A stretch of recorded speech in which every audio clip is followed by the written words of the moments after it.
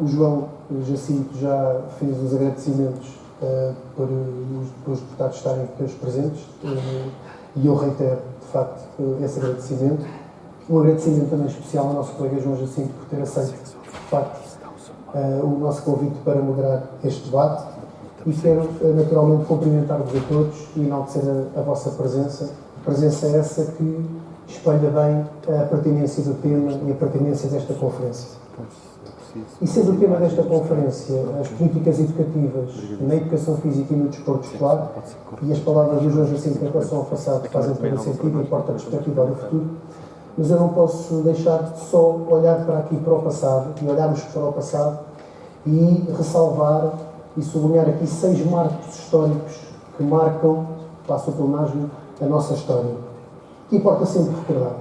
O primeiro deles é a entrada da educação física no currículo escolar público. De acordo com o nosso colega José Brás, um membro da nossa comunidade profissional, que tem feito grande parte da sua carreira na história da educação física e do desporto,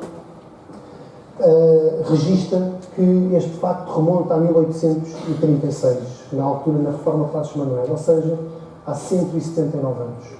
Na altura, a educação física entrou para o ensino primário, mas, tal como hoje, continua no papel. E, portanto, não passou do papel, problema que registramos desde há 179 anos. O segundo marco que eu gostaria de registrar é a criação do INEF há precisamente 75 anos, em 1940. Data que hoje é motivo de celebração nessa casa, na primeira casa, que é hoje chamada de Faculdade de Motricidade Humana, e que significou, do ponto de vista político, 2 coisas. A primeira, o reconhecimento da importância da educação física enquanto área, e a segunda, a necessidade de se preparar profissionais devidamente especializados e qualificados para a lecionar. O terceiro grande marco histórico é a entrada da educação física no ensino universitário, no sistema universitário, na universidade, há precisamente 40 anos, em 1975, data que também se encontra em celebração na mesma casa, que foi a primeira casa, a casa-mãe da educação física, e que significou, do ponto de vista político, também 2 coisas essenciais. Novamente, o reconhecimento da educação física como área, mas desta vez com um corpus de conhecimento próprio e específico, e a necessidade dos profissionais de educação física para serem devidamente qualificados e especializados nesta área, passarem pela academia e lá adquirirem esse corpus de conhecimento e prestarem prova em relação ao mesmo.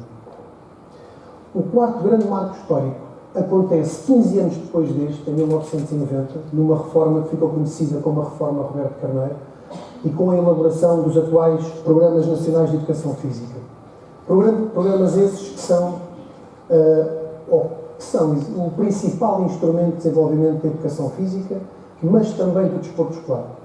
O desporto escolar, a partir desta altura, ganha outro protagonismo, ganha outras condições de funcionamento e de trabalho, década de 90 e princípio da década de 2000, e os professores de educação física e as escolas têm outras condições de funcionamento do desporto escolar. Em relação à educação física, há aqui 4 grandes níveis de desenvolvimento dela própria que eu gostaria de ressalvar.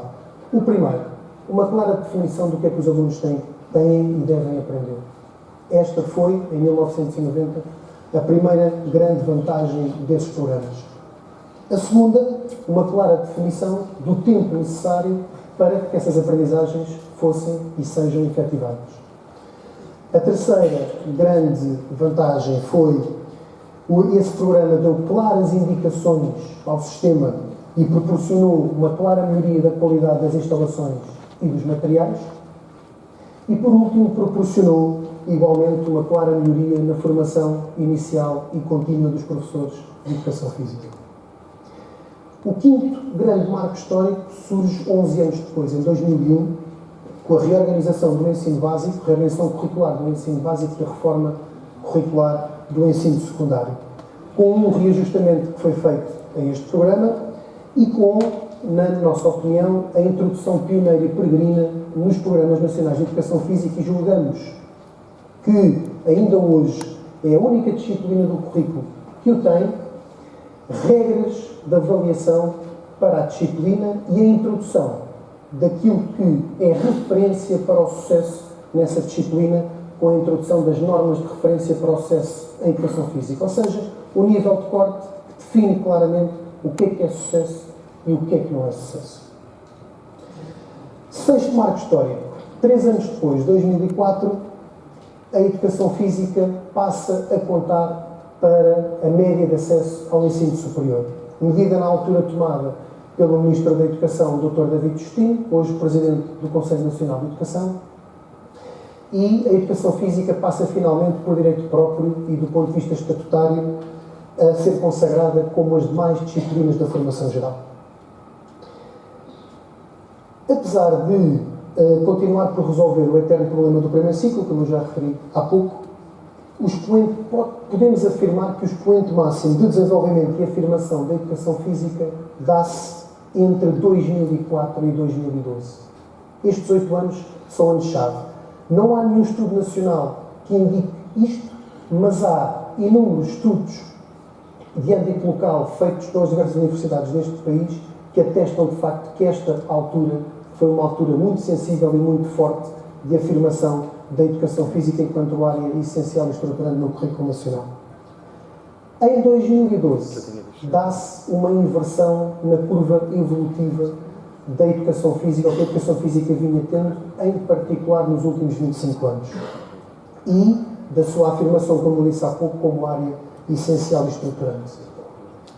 Deixa de contar, quer para a média de acesso ao ensino superior, quer para a média de conclusão do ensino secundário, é reduzido o mínimo de tempo semanal para o seu funcionamento no ensino secundário e no terceiro ciclo, e não são operacionalizadas metas de aprendizagem, nem sequer se preconiza qualquer tipo de calendarização para as mesmas, estando elas feitas e, na nossa opinião, bem feitas. E daqui levanta-se a pergunta: que estudos se desenvolveram e que dados sustentaram estas medidas políticas? Porque quando hoje é advogado, nos mais diversos quadrantes nacionais e internacionais, a necessidade imperiosa de aumentar a prática regular e sistemática da atividade física da população portuguesa, que, ao contrário do que acontecia quando eu era jovem e também gostava e gosto, como sempre, do desporto, e se via